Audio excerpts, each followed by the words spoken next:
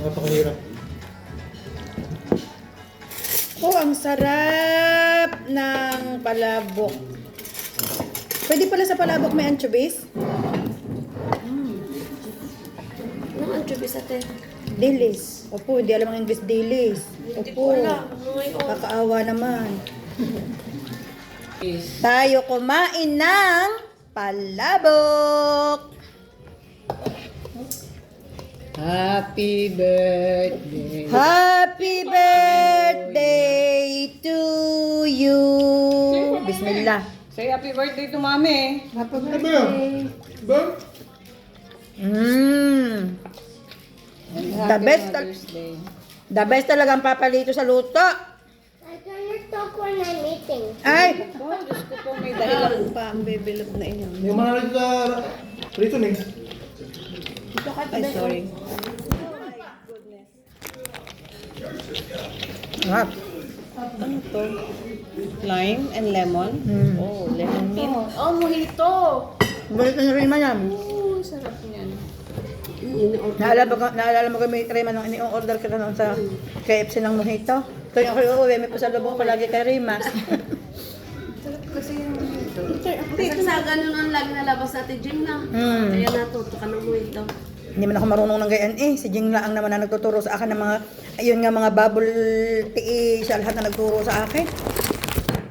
Sorry naman ate. Okay lang. Bebe. What is this?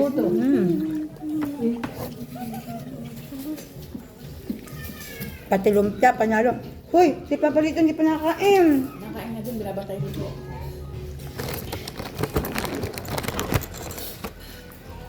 Mapupurga kayo sa dala kong isda. Nakapunta ka na doon, yung pakinuha. Fish week ng fish week. Fish week kayo ngayon, tapos mapupurga din kayo sa bunga ng malunggay. Naluto na namin yung mga... Sobrang sarap niyan. Magagata ng ano, malunggay.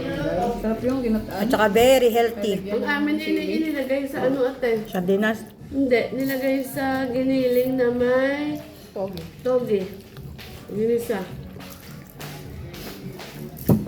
Sobrang sarap sa tinola. Sobrang sarap sa tinola. Huwag niyo ang i-overcook. Mabilis maluto yan eh. Sarap ng palabok, promise.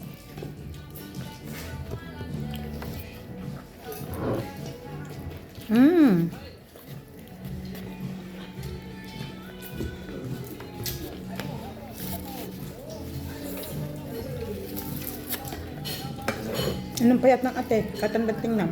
Alam ko naman yung sa inyong pagpayat. Hmm? Naman sa inyong pagpayat. Tanda na ating tingnan. From 75 to 62. Bakit? Napapet na siya? Dapat lang naman. Kasi ating Christy. Ang inay, 34. 62, hindi halos magkano na kami ng ate.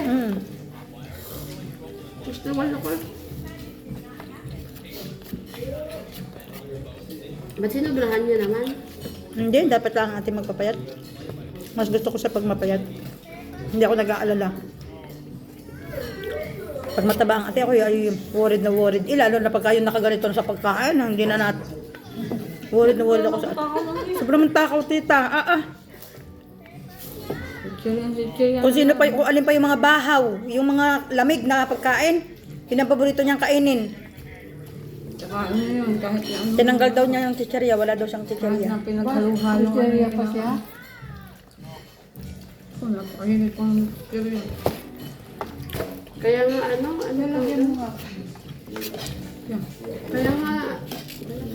kaya nga yung ano sabi mo ate yung tenga ninyo nagkaano? Nasusuotan ng guyam lagi. Ang aming tainga. Paano, nung mga bata pa kami tita, pag natutulog kami sa gabi, hindi pwedeng hindi kami magkakagisingan sa in the middle of the night. Why? Lagi nasusuotan ng guyam ang aming mga tainga. Bakit? Ang ate Christy, hindi pwedeng walang sicherya sa ilalim ng unan. Siyempre ang guyam naghihikap yan sa amin. Lahat kami nadadamay. Magkakagisingan kami lagi sa hating gabi at may guyam ang aming mga tainga. Mga pinagkainan sa gilid ng kama, kanigsik. What is init, bebe? Yan nga eh. What is... Umuwi ng galing What is Korea, lami? contest na siya noon. Ang hiniling sa akin, tortillos. Basta pag tumabang, nagliling siya noon eh. Pagbabang, ano, Hindi kayo nung ako'y umuwi. Nakatortillo sa akin. Nung ako'y umuwi, ano ang pufak? Ano man tawag dito? Parang may Mang Tomas akong dala. Andiyan na? Yan ba yan? Sa bag ko yun. Ano naman ito, Mas? Wala, naalala ko lang na nung kumain kami kahapon, nag-Mall of Emirates kami kahapon. May baong kanin, bumili lang kami sa Carrefour ng ulam. Ang ulam namin eh, yung mga salad-salad doon na tag 3 dirhams per 100 grams. Tsaka yung manok na 11. 5 kami, 2 manok na tag 11. Tapos 300 grams na gulay. Ayos! Ganyan din ako nung nasa Canada kami. Pagkakalabas kami, may baan akong kanin. Kanin. Tipid ah. Just chicken! Patak-patak lang kami sa ulam. Pumatak ako ng 15. Marami pa lang nawalan dito ng amo. Marami nawalan ng amo. Marami din. Lipat at lipat ng Thailand. Ang mga amo. Kasama sila. Kasama Yaya. Nagtayo ng negosyo doon si Ma'am Darin, yung asawa niya baga, boxer. Tapos, yung ibang mga kananan dito, iniingganyo niya na bumili doon ng property sa Thailand. Maganda daw doon. Ano kasi natakot sa gera, ate? Sila mag-asawa. Ang lahi ni Ma'am Darin ata, eh, ano nga sila, Seth? Lebanese. Palestine ang babae, ang si Sir Tarek. Ang mahihilig nga yun sa business. Lebanese, tarik eh.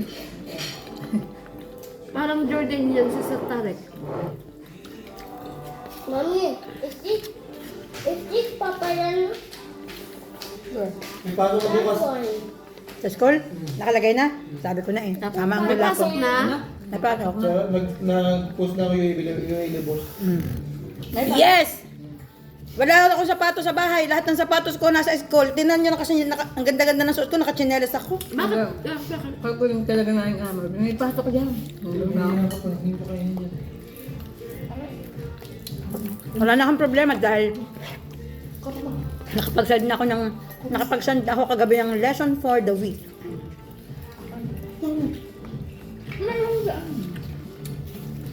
Bebe, mami, doon. Yung sabi ko sa'yo, ate na amo na nag-aaral siya sa Korea, sa Thailand ng design ng gold. Kasi binegosyo siya dito ng Give me gold. chicken this one. Sa may Dubai Mall ang Thank you. pwesto niya.